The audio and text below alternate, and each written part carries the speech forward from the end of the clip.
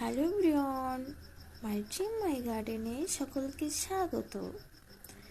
এটা আমাদের ছাদ বাগানের কমলা লেবু। এটা দেখতে কি সুন্দর না?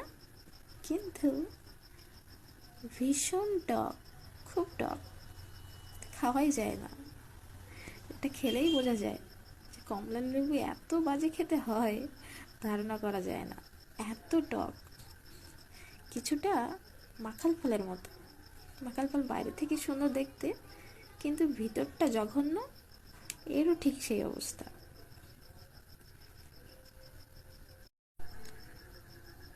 টবটা ছোট তো, যার জন্য ফলনও কম। গাছটার বয়সটাও বেশি নয়, 1 থেকে 1.5 বছর হবে।